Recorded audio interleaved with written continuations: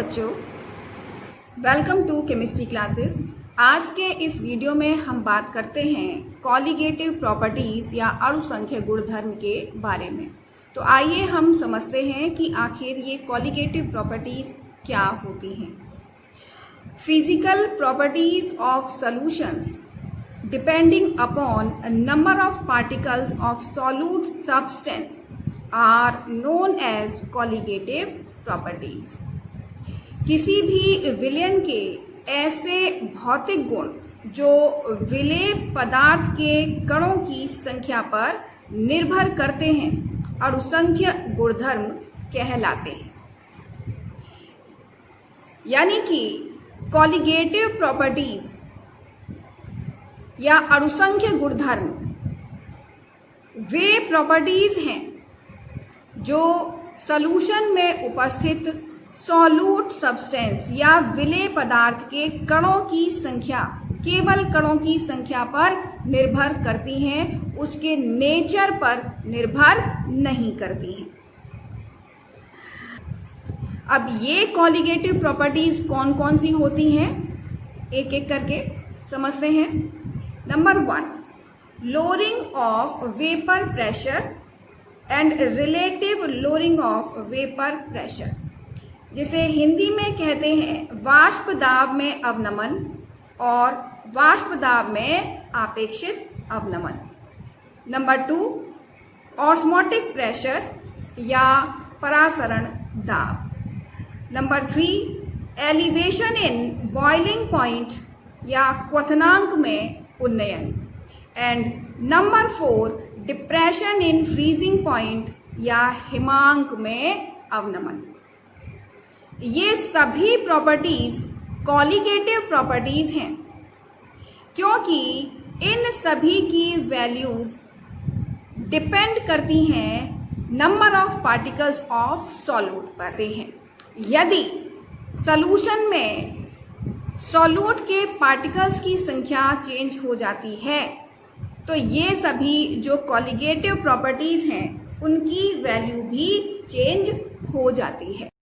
अब सबसे पहले हम बात करते हैं लोअरिंग ऑफ वेपर प्रेशर या वाष्प दाब में अवनमन की। तो इसे समझने के लिए हम क्या करते हैं, एक कंटेनर में प्योर सॉल्वेंट, जैसे हमने माना वाटर लिया, प्योर सॉल्वेंट जैसे वाटर लिया और इसका वेपर प्रेशर एक्सपेरिमेंट के द्वारा मेजर कर लिया, यानी प्रयोग के द्वारा हमने इसका वाष्प दाब निकाला। अब माना यह वाष्प दाब या वेपर प्रेशर है P0। अब हमने क्या किया, इस प्योर सॉल्वेंट में एक नॉन वोलेटाइल सॉल्यूट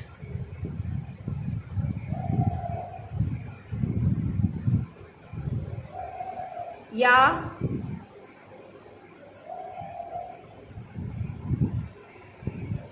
अवाष्पशील विलेय पदार्थ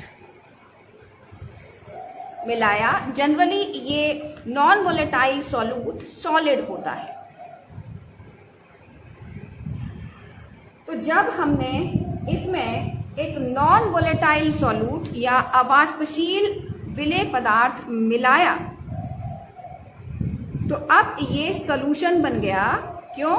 क्योंकि अब इसमें सॉल्यूट भी है और सॉल्वेंट भी है। जो ये सॉल्यूशन बना है, इस सॉल्यूशन का भी वेपर प्रेशर हमने एक्सपेरिमेंट या प्रयोग के द्वारा मेजर कर लिया।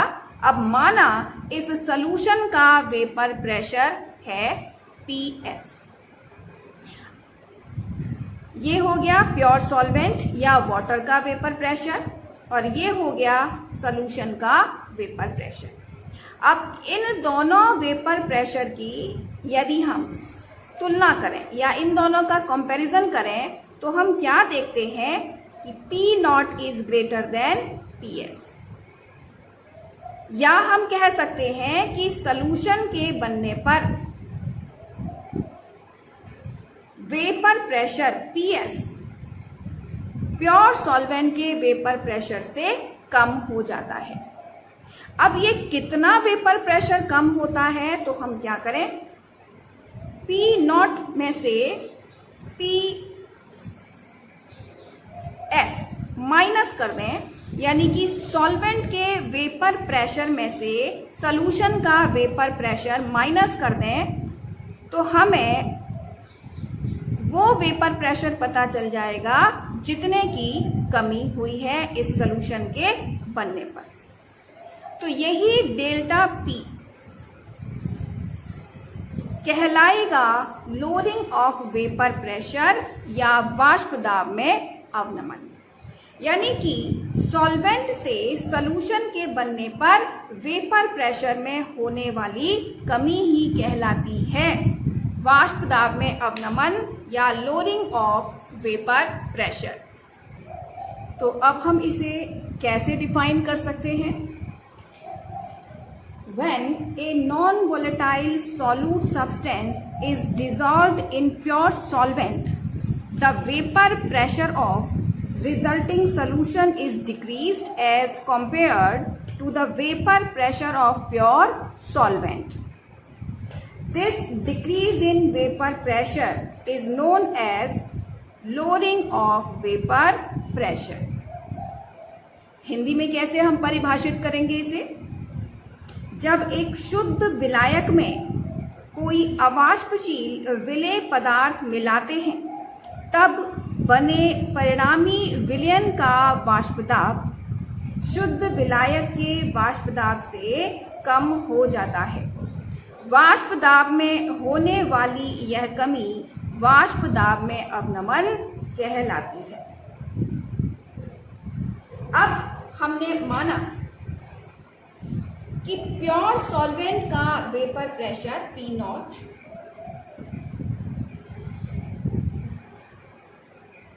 Vapour pressure of pure solvent equal P not and vapor pressure of solution equal PS। तब हम कहेंगे lowering of vapor pressure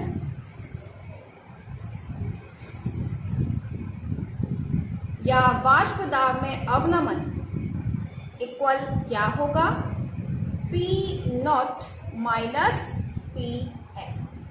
यानी लोअरिंग ऑफ वेपर प्रेशर को हम डेल्टा P मानेंगे, यानी सॉल्वेंट के वेपर प्रेशर में से सॉल्यूशन का वेपर प्रेशर माइनस करने पर जो वैल्यू आती है वही कहलाएगी लोअरिंग ऑफ वेपर प्रेशर। हम बात करते हैं उस कारण की जिसके कारण सॉल्वेंट से सॉल्यूशन के बनने पर वेपर प्रेशर में कमी आ जाती है। तो कारण क्या है? कारण ये है कि जो इवेपोरेशन प्रोसेस है, इवेपोरेशन प्रोसेस एक सरफेस प्रोसेस है। सरफेस प्रोसेस मीन्स कि जो इवेपोरेशन होता है वो सरफेस पर उपस्थित मॉलिक्यूल्स का ही होता है। तो हम ये कह सकते हैं कि लिक्विड जिसका इवेपोरेशन हो रहा है उसका सरफेस एरिया जितना ज़्यादा होगा, सरफेस पर उपस्थित मॉलिक्यूल्स की संख्या भी उतनी ही ज़्यादा होगी और मॉलिक्यूल्स की संख्या ज़्यादा होने पर उनका इवेपोरेशन भी ज़्यादा होगा। तो जब हमने प्योर सॉल्वेंट लिया था तो प्योर सॉल्वेंट में सरफेस पर केवल सॉल्वेंट के ही मॉलिक्यूल्स थे और वे इवेपोरेट हो रहे थे, उनकी संख्या ज़्यादा थी, यानी कि इवेपोरेट होने वाले मॉलिक्यूल्स की संख्या ज़्यादा थी। तो मॉलिक्यूल्स की संख्या ज़्यादा होने के कारण उन वेपर मॉलिक्यूल्स के द्वारा सरफेस पर लगने वाला वेपर प्रेशर भी ज़्यादा होगा। लेकिन जब हम इस प्योर सॉल्वेंट में कोई नॉन वोलेटाइल सॉल्यूट मिला देते हैं, कोई नॉन वोलेटाइल सॉल्यूट मिलाने पर उसके भी पार्टिकल्स इसमें आ जाएंगे और वो पार्टिकल्स या हम कहें उनके मॉलिक्यूल्स आ जाएंगे, तो वो मॉलिक्यूल्स भी सरफेस पर आ जाते हैं। यानी अब सरफेस पर सॉल्वेंट के मॉलिक्यूल्स के साथ में बीच बीच में सॉल्यूट मॉलिक्यूल्स भी आ जाते हैं। सॉल्यूट के मॉलिक्यूल्स आ जाने के कारण अब इस सरफेस पर सॉल्वेंट के मॉलिक्यूल्स की संख्या कम हो जाती है। सॉल्यूट मॉलिक्यूल्स नॉन वोलेटाइल हैं, यानी कि ये इवेपोरेट नहीं हो सकते हैं। इवेपोरेट केवल सॉल्वेंट के ही मॉलिक्यूल्स होंगे। तो सॉल्वेंट के मॉलिक्यूल्स की संख्या सरफेस पर कम हो जाने के कारण इनका इवेपोरेशन कम हो जाता है, या हम कह सकते हैं कि कम वेपर्स बनती हैं। जब वेपर्स कम बनेंगी तो हम कहेंगे कि वेपर फेस में मॉलिक्यूल्स की संख्या कम होगी। वेपर फेस में मॉलिक्यूल्स की संख्या कम होने के कारण उन मॉलिक्यूल्स के द्वारा इस सरफेस पर लगाया जाने वाला प्रेशर यानी कि वेपर प्रेशर कम हो जाएगा, और यही वेपर प्रेशर उस सॉल्यूशन का वेपर प्रेशर है। तो हम कहेंगे कि सॉल्यूशन का vapour pressure solvent, pure solvent के वेपर प्रेशर से कम हो जाता है।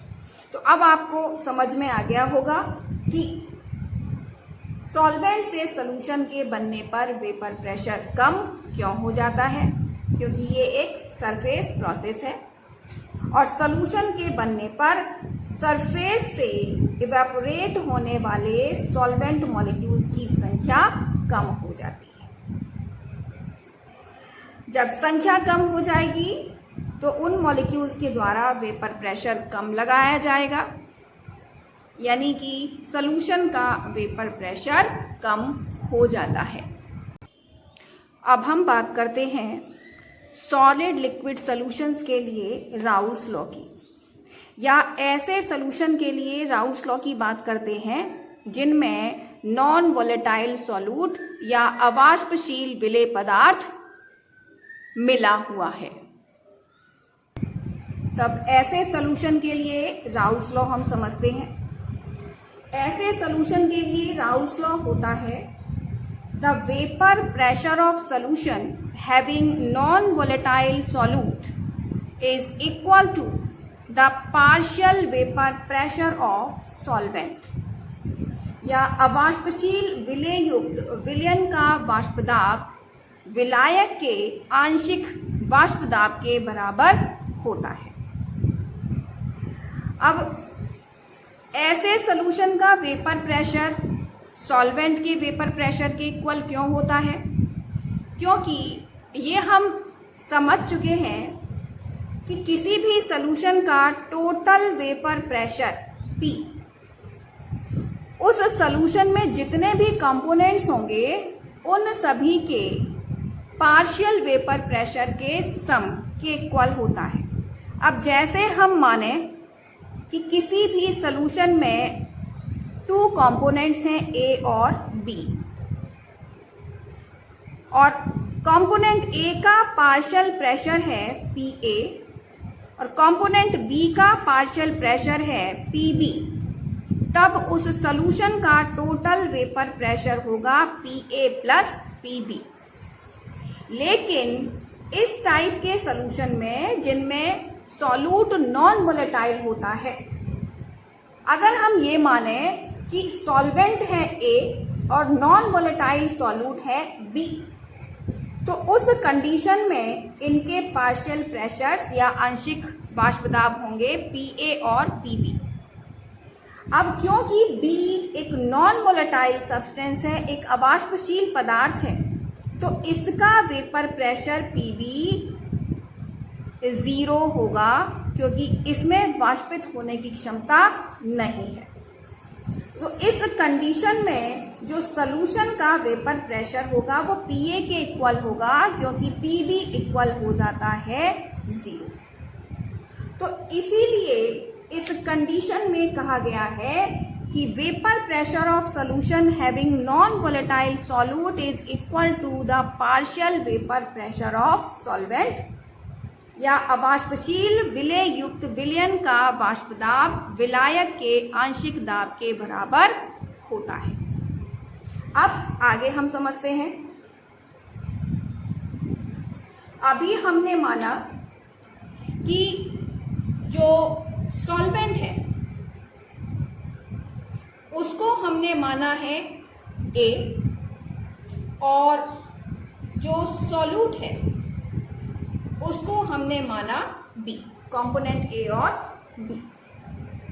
अब हमने माना वेपर प्रेशर ऑफ सॉल्वेंट, या हम कह सकते हैं पार्शियल वेपर प्रेशर। आंशिक वाष्प दाब, विलायक का आंशिक वाष्प दाब हमने माना कितना है PA, और B का आंशिक वाष्प दाब यानी कि पार्शियल वेपर प्रेशर 0 होगा। ये आप सभी को अभी मैं बता चुकी हूं।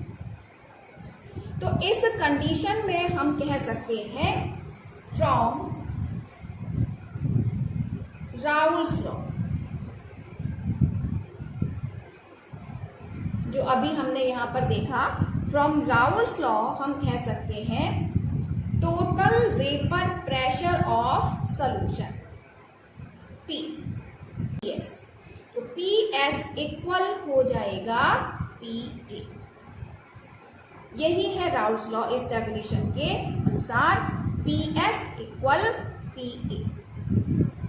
अब हम लास्ट वीडियो में समझ चुके हैं कि किसी भी कंपोनेंट का जो वेपर प्रेशर होता है वो उसके मोलर फ्रैक्शन और प्योर स्टेट में वेपर प्रेशर के मल्टीप्लिकेशन के इक्वल होता है। तो इस कंडीशन में हम कह सकते हैं PA equal XA into P0A। अब ये इक्वेशन है जहां XA इक्वल क्या है, molar fraction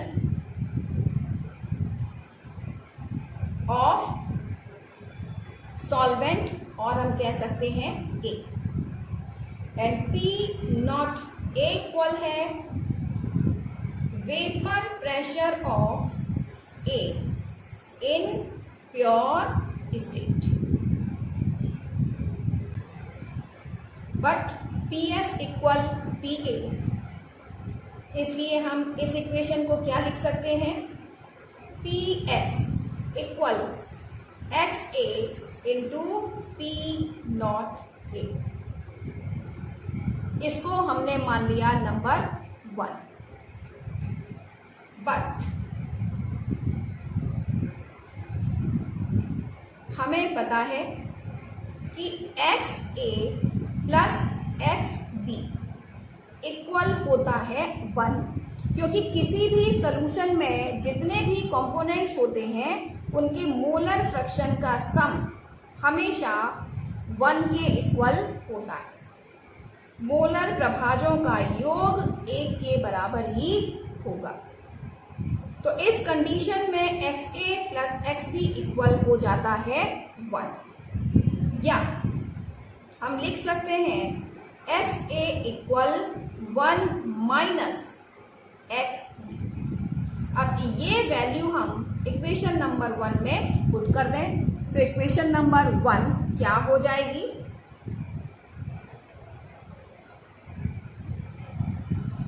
PS equal 1 minus XB into P naught ए। इस ब्रैकेट को अगर हम खोल दें तो क्या होगा, और P S equal P naught A minus X B P naught A, ये वैल्यू निकल कर आ जाएगी। या हम इस इक्वेशन को लिख सकते हैं X B P naught A equal P naught ए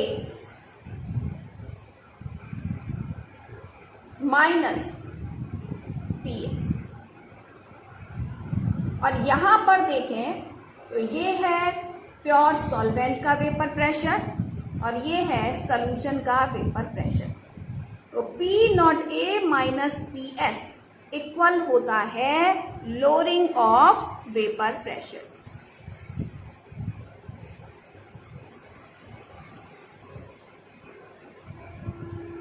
तो यहां से लोअरिंग ऑफ वेपर प्रेशर को हम एक और तरीके से डिफाइन कर सकते हैं, क्या कि lowering of vapour pressure non volatile solute के मोलर फ्रैक्शन और सॉल्वेंट की प्योर स्टेट में उसके वेपर प्रेशर के मल्टीप्लिकेशन के इक्वल होता है। यहां से लोअरिंग ऑफ वेपर प्रेशर के लिए ये भी डेफिनेशन निकल कर आ जाती है। अब इस इक्वेशन को हम एक और तरीके से लिखें, हम एक्स बी की वैल्यू निकालें तो एक्स बी इक्वल क्या निकल कर आ जाएगा, P naught A minus P S upon P naught A. ये जो टर्म है P naught A minus P S upon P naught A, ये टर्म कहलाता है relative lowering of vapour pressure. तो यहां पर जो ये निकल के आया है रिलेशन, इस रिलेशन से हम राउल्स लॉ, ऐसे सॉल्यूशन के लिए राउल्स लॉ को एक और तरीके से डिफाइन कर सकते हैं। तो वास्तव में राउल्स लॉ अब इस रिलेशन से क्या निकल कर आता है कि सॉल्यूशन का relative lowering of vapour pressure solute के मोलर फ्रैक्शन के इक्वल होता है। अब हम बात करते हैं relative lowering of vapour pressure या वाष्प दाब में आपेक्षिक अवनमन की। तो राउल्स लॉ से अभी आप देख चुके हैं कि relative lowering of vapour pressure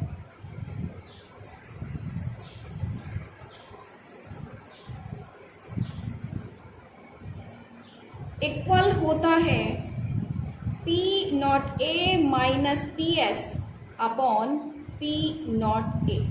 किस कंडीशन में, जब हमने माना कि सॉल्वेंट है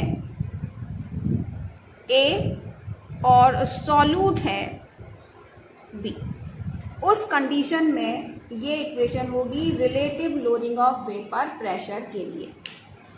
तो इस कंडीशन में हम relative lowering of vapour pressure को कैसे डिफाइन करेंगे, कैसे परिभाषित करेंगे?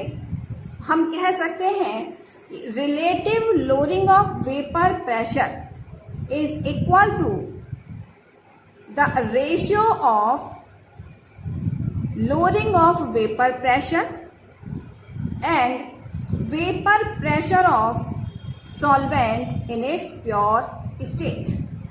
या हिंदी में कहें तो हम कहेंगे कि किसी भी विलयन का वाष्प दाब में आपेक्षिक अवनमन उस विलयन के वाष्प दाब में अवनमन और विलायक की शुद्ध अवस्था में वाष्प दाब के अनुपात के बराबर होता है। यानी कि relative lowering of vapour pressure equal P naught A minus P S upon P naught ए। अब राउल्स लॉ भी हम पढ़ चुके हैं, पीछे समझ चुके हैं, तो हम लिख सकते हैं from Raoult's law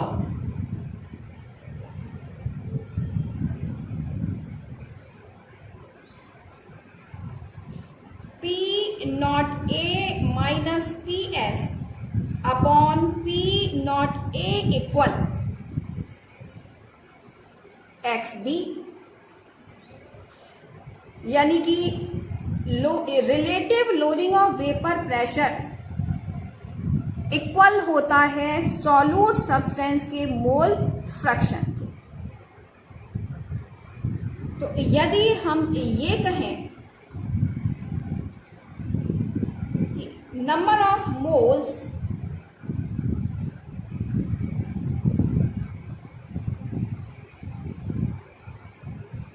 of solute B equal है NB and number of moles of solvent A equal है NA, तब XB इक्वल होगा NB upon NA plus NB। XB की ये वैल्यू हम इस इक्वेशन में पुट कर दें तो ये इक्वेशन क्या हो जाएगी, तब ये इक्वेशन हो जाएगी P not A minus PS upon P not A equal NB upon NA plus NB। यानी राउल्स लॉ को हम इस तरह से भी लिख सकते हैं। इसको हमने मान लिया नंबर 1। यदि सॉल्यूशन डाइल्यूट, वेरी डाइल्यूट, या हम लिख सकते हैं इस कंडीशन में for very dilute solution.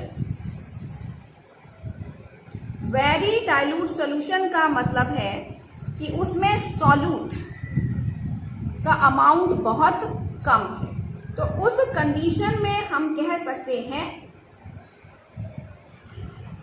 NB is very very lesser than NA। तो इस कंडीशन में जहां ये कंपैरिजन शो करता है NA प्लस NB, तो NA के कंपैरिजन में NB को हम नेग्लेक्टेड मान सकते हैं। तब हम यहां क्या लिख सकते हैं, P not A minus PS upon P not A equal NB upon NA।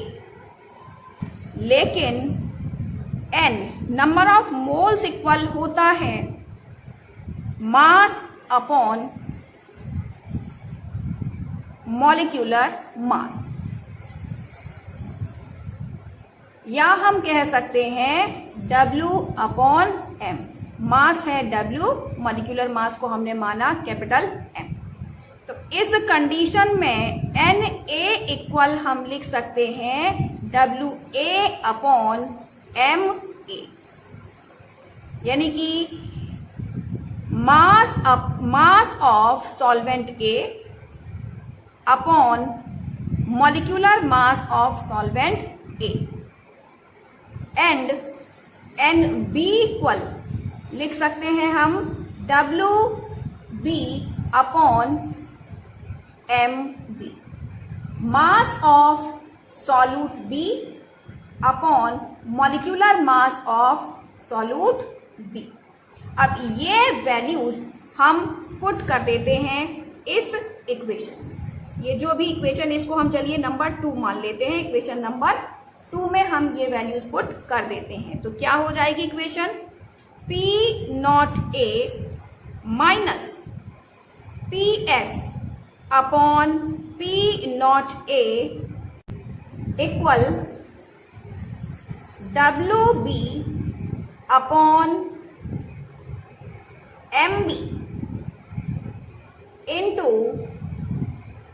NA upon WA। तो इस तरह से यहां एक रिलेशन मिलता है किस किस के बीच में, लोअरिंग ऑफ वेपर प्रेशर और सॉल्यूट सब्सटेंस यानी कि बी सब्सटेंस के मॉलिक्यूलर मास के बीच में। तो ये जो इक्वेशन इसे हमने माना नंबर थर्ड। तो जो थर्ड इक्वेशन है ये शो करती है रिलेशन बिटवीन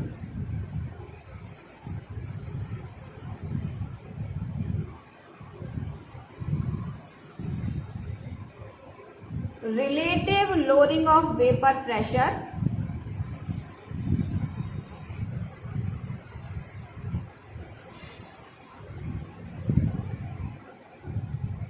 and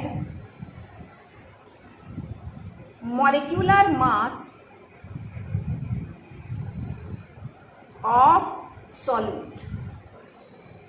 इस इक्वेशन के द्वारा हम किसी भी नॉन वोलेटाइल सॉल्यूट सब्सटेंस का मॉलिक्यूलर मास कैलकुलेट कर सकते हैं, क्योंकि ये इक्वेशन शो करती है relation between relative lowering of vapour pressure and molecular mass of solute substance.